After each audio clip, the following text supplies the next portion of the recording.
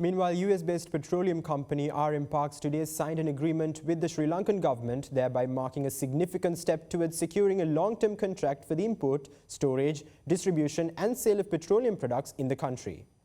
Issuing a statement, the President's media division stated that RM Parks company aims to commence operations in Sri Lanka within 45 days after the issuance of the license. As such, approval was granted for the company to import, distribute and sell petroleum products through 150 fuel stations allocated from the Ceylon Petroleum Corporation and to establish 50 new stations across the country.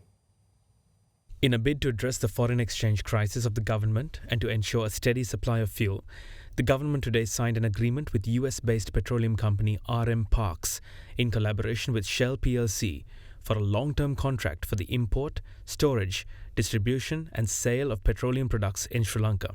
Issuing a statement, the President's media division stated the 20-year agreement was formally signed at the Presidential Secretariat today in the presence of President Ranil Wickremesinghe, the Secretary of the Ministry of Power and Energy and the Vice President of RM Parks Company.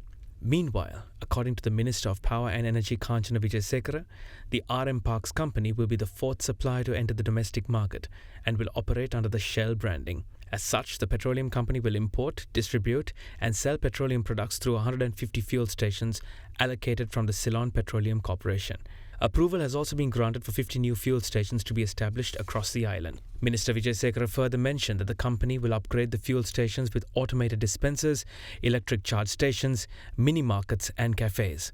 According to the President's media division, RM Parks Company aims to commence the operations in Sri Lanka within 45 days after the issuance of the license.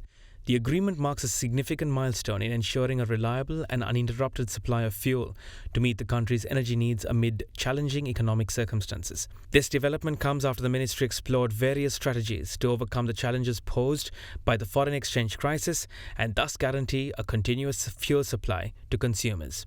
In March, the Cabinet of Ministers had granted approval to award licenses to China's Sinopec, Australia's United Petroleum and RM Parks of the USA, in collaboration with multinational oil and gas company Shell plc, to enter the fuel retail market in Sri Lanka.